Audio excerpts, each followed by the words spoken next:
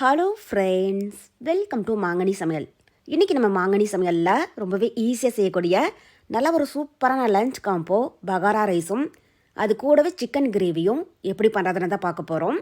So இந்த lunch combo புதுசாக சமைக்க பழகிறவங்க கூட ஈஸியாக செஞ்சு முடிச்சிடலாம். டேஸ்ட்டுமே பார்த்தீங்க அப்படின்னா ரொம்பவே அட்டகாசமாக இருக்கும். சரி வாங்க, இப்போ இந்த பகாரா ரைஸும் அது கூடவே சிக்கன் கிரேவியும் எப்படி பண்ணுறதுன்னு பார்க்கலாம். இப்போ முதல்ல இந்த பகாரா ரைஸ் பண்ணுறதுக்கு நல்ல ஒரு அடிகனமான கடாயில் 3 டேபிள் ஸ்பூன் எண்ணெய் விட்டு சூடுபடுத்திக்கோங்க. இப்போ எண்ணெய் காஞ்சதும் இதில் 2 இன்ச் அளவுக்கு பட்டை, 6 லவங்கம், 5 ஏலக்காய், கூடவே 2 அனாசிப்பூ, அப்புறம் சின்னதாக 4 மராட்டி முக்கு, 2 பிரியாணி இலை, கொஞ்சமாக ஜாவித்திரி எடுத்து வச்சுருக்கேன். இப்போ இதெல்லாம் சேர்த்துடலாம். ஸோ ஜாதிபத்திரி ரொம்பவே அதிகமாக சேர்த்துடாதீங்க, ஓவர் ஸ்மெல்லாக தேக்கட்ட ஆரம்பிச்சிடும். கரெக்டாக இந்த அளவுக்கு சேர்த்திங்கனாலே போதும். இப்போ இந்த மசாலா பொருள் எல்லாம் மீடியம் ஹீட்டில் லைட்டாக கார் மாறினதும் இதில் பெரிய சைஸில் 2 பெரிய வெங்காயத்தை பாருங்கள் இந்த மாதிரி நல்லா மெலிசாக நீளமாக கட் பண்ணி சேர்த்துக்கோங்க. சேர்த்துட்டு இப்போ இந்த வெங்காயம் லைட்டாக பொன்னிறமாகிற வரைக்கும் வதக்கிக்கோங்க. ஸோ அதில் நான் பெரிய சைஸில் 2 பெரிய வெங்காயம் சேர்த்துருக்கேன். இதுவே சின்னதாக இருந்துச்சுன்னா நீங்கள் 3லேருந்து 4 அளவுக்கு கூட சேர்த்துக்கோங்க. அதே மாதிரி வெங்காயம் பிரியாணிக்கு வதங்குற மாதிரி ரொம்பவே கோல்டன் ப்ரௌனாக வதங்க வேண்டியது கிடையாது. ஜஸ்ட் லைட்டாக பொன்னிறமாச்சுன்னா போதும். இப்போ பாருங்கள் வெங்காயம் ஓரளவுக்கு வதங்கிடுச்சு. இப்போ இந்த மாதிரி லைட்டாக பொன்னிறமானதுக்கப்புறமா இதில் ஒரு 3 பச்சை மிளகாய் கட் பண்ணி சேர்த்துக்கோங்க. கூடவே 1 டேபிள் ஸ்பூன் இஞ்சி பூண்டு விழுதும் சேர்த்துட்டு இப்போ இந்த இஞ்சி பூண்டுடைய பச்சை வாசனை போகிற வரைக்கும் இதை நல்லா வதக்கிடுங்க. ஸ்டவ் மீடியம் ஹீட்லேயே வச்சு வதக்குங்க. அப்போ தான் கரிஞ்சிடாமல் ஒரே மாதிரி நல்லா வதங்கி வரும். இப்போ இஞ்சி பூண்டுடைய பச்சை வாசனை போக நல்லா வதங்கினதும் இதில் ஒரு அரை கைப்பிடி அளவுக்கு புதினா இலை சேர்த்துக்கோங்க. கூடவே பொடியாக கட் பண்ணின கொஞ்சம் மல்லி இலை, அப்புறம் ஒரு அரை டீஸ்பூன் அளவுக்கு உப்பும் சேர்த்துட்டு இதை திரும்பவும் லைட்டாக வதக்கிக்கோங்க. ஸோ இதில் புதினா மல்லி ரொம்பவே அதிகமாக சேர்க்க வேண்டியது கிடையாது, கொஞ்சமாக சேர்த்திங்கனாலே போதும், நல்ல ஒரு ஃப்ளேவர் கிடைக்கும். இப்போ பாருங்கள் எல்லா பொருளுமே நல்லா வதங்கிடுச்சு. இப்போ இந்த மாதிரி நல்லா வதங்கி வந்ததுக்கப்புறமா இதில் நம்ம சாதத்துக்கு தேவையான அளவு தண்ணி சேர்த்துடலாம். நான் இங்கே ஒரு 4 கப் அளவுக்கு தண்ணி சேர்க்குறேன். நான் 2 கப் பாஸ்மதி அரிசி எடுத்தேன், அதுக்கு 4 கப் தண்ணி சேர்க்குறேன். இது அளவு சரியாக இருக்கும். கூடவே சாதத்துக்கு தேவையான அளவு உப்பு சேர்த்துட்டு இப்போ இந்த டைம் லைட்டாக கலந்து விடுங்க. இப்போ இந்த தண்ணி ஒரு 2 நிமிஷத்துக்கு நல்லா கொதிக்கட்டும். நல்லா தளன்னு கொதி வந்ததுக்கப்புறமா நம்ம அரிசியை உள்ளே சேர்த்துடலாம். இப்போ பாருங்கள் தண்ணி நல்லா கொதிக்க ஆரம்பிச்சிடுச்சு. இப்போ இந்த மாதிரி நல்லா கொதி வந்ததுக்கப்புறமா நான் இங்கே ஒரு 2 கப் அளவுக்கு பாசுமதி அரிசியை அரை மணி நேரம் போல் நல்லா ஊற வச்சு எடுத்துருக்கேன். இப்போ இந்த தண்ணியெல்லாம் வடிச்சிட்டு உள்ளே சேர்த்துடலாம். அரிசியை குறைஞ்சது அரை மணி நேரம் போல் நல்லா ஊற வச்சுடுங்க. அப்போ தான் சாதம் நல்லா நீளமாக இருக்கும். இப்போ இதில் நம்ம பாஸ்மதி அரிசி தான் சேர்க்கணும் அப்படிங்கிறது கிடையாது. சீரக சம்பா அரிசி, அப்படி இல்லைன்னா ரெகுலராக சாப்பாடு செய்கிற புழுங்கல் அரிசி கூட சேர்த்து செய்யலாம், நல்லாயிருக்கும். நீங்கள் எந்த அரிசி சேர்த்திங்கனாலும் தண்ணி இதே அளவு தான். 1 கப் அரிசிக்கு 2 கப் தண்ணி சேர்த்துக்கோங்க. இப்போ நான் 2 கப் அளவுக்கு அரிசி எடுத்தேன், அதுக்கு 4 கப் அளவுக்கு தண்ணி சேர்த்துருக்கேன். இது அளவு சரியாக இருக்கும். அவ்வளோதான். இப்போ இந்த மாதிரி நல்லா கலந்து விட்டுட்டு இப்போ இந்த ஸ்டேஜில் நீங்கள் உப்பு காரம் செக் பண்ணி பாருங்கள். உங்களுக்கு ஏதாவது பத்தலை அப்படின்னாலும் நீங்கள் தேவையான அளவு சேர்த்துக்கோங்க. இப்போ இதில் கடைசியாக 2 டேபிள் ஸ்பூன் அளவுக்கு நெய் சேர்த்துடலாம். நெய் சேர்க்குற போது நல்லா மணமாக இருக்கும். நீங்கள் விருப்பப்பட்டால் சேர்த்துக்கோங்க, இல்லைனாலும் இதை ஸ்கிப் பண்ணிடலாம். சேர்த்துட்டு இப்போ இந்த டைம் லைட்டாக கலந்து விட்டுட்டு இப்போ கடாயுடைய மூடி போட்டு மூடி வச்சுடுங்க. இது மீடியம் ஹீட்டில் 5 நிமிஷத்துக்கு நல்லா வேகட்டும். 5 நிமிஷத்துக்கு அப்புறமா நம்ம எப்படி இருக்குன்னு பார்க்கலாம். இப்போ ஒரு 5 நிமிஷம் போல் ஆகிடுச்சு. மூடி ஓப்பன் பண்ணி பார்க்கலாம். பாருங்கள், இப்போ சாதம் 3/4 வாசி நல்லா வெந்து தண்ணி ஓரளவுக்கு வத்திடுச்சு.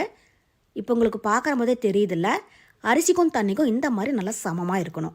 இப்போ இந்த ஸ்டேஜில் நம்ம தம் போட்டோம் அப்படின்னா சாதம் கொஞ்சம் கூட குழஞ்சி போகாமல் நல்லா உதிரியாக வெந்து வரும். அவ்வளோதான். இப்போ இதை லைட்டாக சமப்படுத்தி விட்டுட்டு இப்போ கடாயுடைய மூடி போட்டு மூடி இதுக்கு மேலே வெயிட்டுக்காக நம்ம இஞ்சி பூண்டு தட்டுற கல், அப்படி இல்லைன்னா ஒரு பாத்திரம் நிறைய தண்ணி வச்சுடுங்க. அப்போ தான் ஆவி வெளியில் வராமல் ஒரே மாதிரி நல்லா தம் ஆகும். இப்போ இது லோ ஃப்ளேமில் ஒரு 10 நிமிஷத்துக்கு தம்மிலேயே இருக்கட்டும். 10 நிமிஷத்துக்கு அப்புறமா நம்ம எப்படி இருக்குன்னு பார்க்கலாம். ஸ்டவ் ஃபுல்லாக சிம்மிலேயே இருக்கட்டும். இப்போ ஒரு 10 நிமிஷம் போல் ஆகிடுச்சு. இப்போ பகாரா ரைஸ் சூப்பராக தயாராகிடுச்சு. இப்போ சாதம் உடஞ்சிடாமல் இது மாதிரி லைட்டாக கலந்து விடுங்க. இப்போ உங்களுக்கு பார்க்குற போதே தெரியுதில்ல, சாதம் கொஞ்சம் கூட குழையவே இல்லை. அதே மாதிரி ஒன்றோட ஒன்று ஒட்டாமல் நல்லா உதிரியாக வெந்து வந்திருக்கு. கொஞ்சம் கூட அடிப்பிடிக்கவும் இல்லை. நம்ம சேர்த்த தண்ணிக்கும் இது வெந்து வர்றதுக்கும் அளவு சரியாக இருக்குது. கரெக்டாக நான் சொன்ன இதே மெத்தடில் நீங்கள் செஞ்சு பாருங்கள், இதே அளவுக்கு பர்ஃபெக்டாக வரும். இப்போ இந்த பகாரா ரைஸை இது மாதிரி நீங்கள் கடாயில் தம்மில் செய்கிறதா இருந்தாலும் செய்யலாம். இல்லைன்னா குக்கரில் செய்கிற மாதிரி இருந்துச்சுன்னா மீடியம் ஹீட்டில் 2 விசில் வேக விட்டு எடுத்துக்கோங்க, நல்லாயிருக்கும். அவ்வளோதான், இப்போ பகாரா ரைஸ் தயாராகிடுச்சு. அடுத்தது நம்ம சிக்கன் கிரேவி ரெடி பண்ணிடலாம். இப்போ முதல்ல இந்த சிக்கன் கிரேவி பண்ணுறதுக்கு நான் இங்கே ஒரு 1/2 கிலோ அளவுக்கு சிக்கனை நல்லா கழுவி சுத்தம் பண்ணி வச்சுருக்கேன். இதை ரொம்பவே பெருசாக கட் பண்ணாமல் பாருங்கள், இது மாதிரி கொஞ்சம் சின்னதாகவே கட் பண்ணிக்கோங்க. அப்போ தான் சீக்கிரமாக வேகும். அதே மாதிரி அந்த மசாலா எல்லாமே சிக்கனுக்குள்ளே இறங்கி கிரேவி வந்து நமக்கு நல்லா டேஸ்ட்டாக இருக்கும். இப்போ இதில் நம்ம தேவையான மசாலா போட்டு பெரட்டி ஒரு 15 நிமிஷம் போல் நல்லா ஊற வைக்க போகிறோம். அதுக்கு ஒரு 1/4 டீஸ்பூன் மஞ்சள் தூள் சேர்த்துக்கோங்க. கூடவே காரத்துக்கு தகுந்த மாதிரி மிளகாய் தூள். நான் இங்கே ஒரு 2 டீஸ்பூன் தனி மிளகாய் தூள் சேர்க்குறேன். நீங்கள் உங்கள் காரத்துக்கு தகுந்த மாதிரி இதை கூட்டி குறைச்சி ஆட் பண்ணிக்கோங்க. அப்புறம் 1/2 டீஸ்பூன் மல்லித்தூள், கூடவே 1/2 டீஸ்பூன் மிளகுத்தூள், 1/2 டீஸ்பூன் அளவுக்கு சீரகத்தூளும் சேர்த்துக்கோங்க. சீரகத்தை லைட்டாக வறுத்துட்டு பவுடர் பண்ணி சேர்த்துக்கோங்க, நல்ல மணமாக இருக்கும். அப்புறம் 1/2 டீஸ்பூன் கரம் மசாலா, 1 டீஸ்பூன் அளவுக்கு இஞ்சி பூண்டு விழுது, கூடவே 1 டீஸ்பூன் கசூரி மேத்தி, அதாவது காஞ்ச வெந்தயக்கறியை இது மாதிரி லைட்டாக க்ரஷ் பண்ணி சேர்த்துக்கோங்க. இது சேர்க்குற போது கிரேவிக்கு இன்னும் நல்ல மணமும் டேஸ்ட்டும் கிடைக்கும். இருந்தால் சேர்த்துக்கோங்க, இல்லைன்னா இதுக்கு பதில் கொஞ்சமாக பொடியாக கட் பண்ணின மல்லியில் கூட சேர்த்துக்கோங்க. அப்புறம் இதுக்கு தேவையான அளவு உப்பு, கூடவே பாதி எலுமிச்சம்பழத்தோடைய ஜூஸ் சேர்த்துக்கோங்க. ஸோ நான் பெரிய சைஸில் பாதி லெமன் ஜூஸ் சேர்க்குறேன். இதுவே சின்னதாக இருந்துச்சுன்னா நீங்கள் 1 எலுமிச்சம்பழத்தோடைய ஜூஸ் சேர்த்துக்கோங்க. அப்போ தான் அதனுடைய டேஸ்ட் வந்து நல்லா எடுத்து கொடுக்கும். சேர்த்துட்டு இப்போ இந்த மசாலா எல்லாமே சிக்கனோட ஒன்றா நல்லா சேர்ந்து வர மாதிரி இதை கலந்து விடுங்க. பாருங்கள், இது மாதிரி தண்ணி எதுவும் சேர்க்க வேண்டாம். தண்ணி சேர்க்காம இதை நல்லா கலந்துக்கோங்க. இப்போ இந்த மாதிரி நல்லா கலந்து விட்டதுக்கப்புறமா இதை அப்படியே மூடி ஒரு ஓரமாக வச்சுடுங்க. இது ஒரு 10லேருந்து 15 நிமிஷத்துக்கு அந்த மசாலாவிலேயே நல்லா ஊறட்டும். சிக்கன் நல்லா ஊறினதுக்கப்புறமா நம்ம கிரேவி ரெடி பண்ணிடலாம்.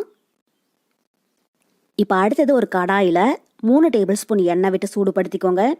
இப்போ எண்ணெய் காஞ்சதும் இதில் 1/2 இன்ச் அளவுக்கு பட்டை, 3 லவங்கம், ஒரு பிரியாணி இலை சேர்த்துடலாம். இப்போ இது மீடியம் ஹீட்டில் லைட்டாக கலர் மாறினதும் இதில் பெரிய சைஸில் ஒரு பெரிய வெங்காயத்தை பாருங்கள், இது மாதிரி நல்லா பொடியாக கட் பண்ணி சேர்த்துக்கோங்க.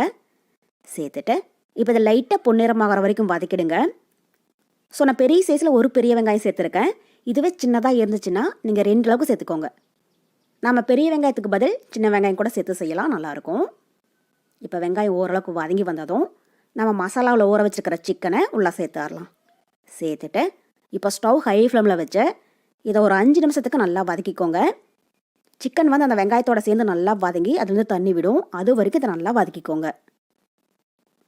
இது மாதிரி ஃபர்ஸ்ட்டே நம்ம சிக்கனை மசாலாவில் நல்லா பெரட்டி ஊற வச்சுட்டு அதுக்கப்புறமா கிரேவி பண்ணுறம்போது கிரேவியோட டேஸ்ட்டும் ரொம்பவே நல்லாயிருக்கும்.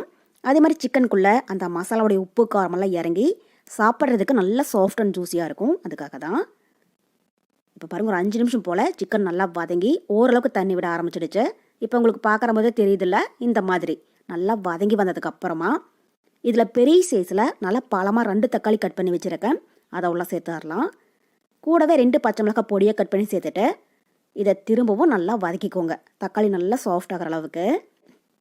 இதில் ஏற்கனவே நம்ம கிரேவிக்கு தேவையான அளவு மிளகாத்தூள் சேர்த்துருக்கிறதுனால இப்போ பச்சை மிளகாய் ரொம்பவே அதிகமாக சேர்த்துடாதீங்க. கரெக்டாக 2 அளவுக்கு சேர்த்திங்கனாலே போதும், நல்ல ஒரு ஃப்ளேவர் கிடைக்கும். பாருங்கள், இப்போ மசாலாவுடைய பச்சை வாசனையெல்லாம் போயிடுச்சு. அதே மாதிரி வெங்காயம் தக்காளி நல்லா சாஃப்டாக வதங்கி எண்ணெயும் பிரிஞ்சு வருது. இப்போ இந்த மாதிரி நல்லா வதங்கி எண்ணெய் பிரிஞ்சு வந்ததுக்கப்புறமா இதில் நம்ம சிக்கன் வேகிறதுக்கு தேவையான அளவு தண்ணி சேர்த்துடலாம். நான் இங்கே ஒரு 2 கப் அளவுக்கு தண்ணி சேர்க்குறேன். பாருங்கள், இது மாதிரி சிக்கன் நல்லா மூழ்கிற அளவுக்கு தண்ணி சேர்த்துக்கோங்க, அப்போ தான் நல்லா சாஃப்டாக வெந்து வரும். சேர்த்துட்டு இப்போ இந்த டைம் லைட்டாக கலந்து விட்டுருங்க. கலந்து விட்டுட்டு இப்போ கடாயோடைய மூடி வச்சுடுங்க. இது மீடியம் ஹீட்டில் 15லேருந்து 20 நிமிஷத்துக்கு நல்லா வேகட்டும். சிக்கன் பீசஸ் எல்லாம் நல்லா சாஃப்டாக வெந்து கிரேவி ஓரளவுக்கு திக்கானதுக்கப்புறமா எப்படி இருக்குன்னு பார்க்கலாம். அப்பப்போ இடையில ஓப்பன் பண்ணி கிளறி விடுங்க. ஸ்டவ் வந்து மீடியம் ஹீட்லேயே இருக்கட்டும். இப்போ பாருங்கள், கரெக்டாக ஒரு 15 நிமிஷம் போல் ஆகியிருக்கு. மூடி ஓப்பன் பண்ணி பார்க்கலாம். இப்போ சிக்கன் பீசஸ் எல்லாம் ஒரு 3/4 நல்லா வெந்து தண்ணி ஓரளவுக்கு வத்திடுச்சு. இப்போ உங்களுக்கு பார்க்குற போதே தெரியுதில்ல, இது மாதிரி சிக்கன் ஓரளவுக்கு நல்லா வெந்து வந்ததுக்கப்புறமா இதில் கிரேவி நல்ல ஒரு திக்னஸ் கொடுக்கறதுக்கு நான் இங்கே ஒரு 1/2 மூடி துருவன தேங்காயோட கொஞ்சமாக தண்ணி விட்டு நல்லா நைஸாக அரைச்சி எடுத்து வச்சுருக்கேன், அதை உள்ள சேர்த்துடலாம். கூடவே கிரேவிக்கு தேவையான அளவு தண்ணியும் சேர்த்துக்கோங்க. சேர்த்துட்டு இதோ டைம் நல்லா கலந்து விடுங்க. ஸோ தேங்காய் விழுது வந்து ரொம்பவே அதிகமாக சேர்த்துடாதீங்க. ஒரு 1/2 மூடி துருவன தேங்காயோட கொஞ்சமாக தண்ணி விட்டு அரைச்சி சேர்த்திங்கனாலே போதும். கிரேவிக்கு நல்ல ஒரு திக்னஸும் டேஸ்ட்டும் கிடைக்கும். அதுக்காக தான். நீங்கள் விருப்பப்பட்டால் சேர்த்துக்கோங்க, இல்லைன்னா இதை ஸ்கிப் பண்ணிடலாம். இப்போ இது மாதிரி நல்லா கலந்து விட்டுட்டு நீங்கள் கொஞ்சமாக கிரேவியை டேஸ்ட் பண்ணி பாருங்கள். உங்களுக்கு ஏதாவது உப்பு காரம் பத்தலை அப்படின்னாலும் இதில் நீங்கள் தேவையான அளவு சேர்த்துக்கோங்க. இப்போ உப்பு குறைவாக இருக்குது, நான் கொஞ்சமாக உப்பு சேர்க்குறேன். சேர்த்துட்டு இது ஒரு டைம் லைட்டாக கலந்து விட்டுட்டு இப்போ கடாயோடைய மூடி போட்டு மூடி வச்சுடுங்க. இது மீடியம் ஹீட்டில் ஒரு 5 நிமிஷத்துக்கு நல்லா வேகட்டும். கிரேவி நல்லா திக்காகி எண்ணெய் பிரிஞ்சு வந்ததுக்கப்புறமா நம்ம எப்படி இருக்குன்னு பார்க்கலாம். இப்போ நம்ம சிக்கன் கிரேவி சூப்பராக தயாராகிடுச்சு. பாருங்கள், கிரேவி நல்லா திக்காகி எண்ணெயுமே நல்லா பிரிஞ்சு வருது. இப்போ இதில் கடைசியாக ஒரு 1/2 டீஸ்பூன் அளவுக்கு மிளகுத்தூள் சேர்த்துக்கோங்க. கூடவே வாசனைக்காக பொடி பொடியாக கட் பண்ணின கொஞ்சம் மல்லி இலை தூவி விட்டுட்டு இப்போ இதில் டைம் லைட்டாக கலந்து விட்டுட்டு நாம் ஸ்டவ் ஆஃப் பண்ணிடலாம். சிக்கன் பீசஸ் எல்லாம் நல்லா சாஃப்டாக வெந்திருக்கு. இந்த மாதிரி நல்லா வெந்து கிரேவி திக்காக இருக்கணும், அப்போ தான் சாப்பிட்றதுக்கு நல்லாயிருக்கும். இப்போ இந்த கிரேவியோட திக்னஸ் பார்த்தீங்க அப்படின்னா ரொம்பவே தண்ணியாக இல்லாமல் இது மாதிரி கொஞ்சம் கெட்டியாக வச்சுக்கோங்க. அப்போ தான் சப்பாத்தி, இட்லி, தோசை, அப்புறம் சாதத்துக்கூடையெல்லாம் வச்சு சாப்பிட்றதுக்கு கரெக்டாக இருக்கும். இது ஆறுனதுக்கப்புறம் இன்னுமே நல்லா திக்காகும். இப்போ நல்லா உதிரி உதிரியான பகாரா ரைஸும் அது கூடவே சிக்கன் கிரேவியும் ரொம்பவே சூப்பராக தயாராகிடுச்சு. ஸோ இந்த லஞ்ச் காம்போ பிடிக்காதவங்களே இருக்க முடியாது. ஏன்னா இதில் அதிக மசாலா எதுவும் இல்லாமல் சாப்பிட்றதுக்கு அவ்வளோ நல்லா டேஸ்ட்டாக இருக்கும். கண்டிப்பாக நீங்கள் ட்ரை பண்ணி பாருங்கள். செஞ்சு பார்த்துட்டு டேஸ்ட் எப்படி இருந்துச்சுன்னு மறக்காமல் கமெண்ட் பாக்ஸில் சொல்லுங்கள். என்னுடைய இந்த ரெசிபி வீடியோ உங்களுக்கு பிடிச்சிருந்தா லைக் பண்ணுங்கள். உங்கள் ஃப்ரெண்ட்ஸ் அண்ட் ரிலேட்டிவ்ஸ் கூட நிறைய ஷேர் பண்ணுங்கள். மறக்காமல் மாங்கனி சமையலுக்கு சப்ஸ்கிரைப் பண்ணுங்கள். நன்றி.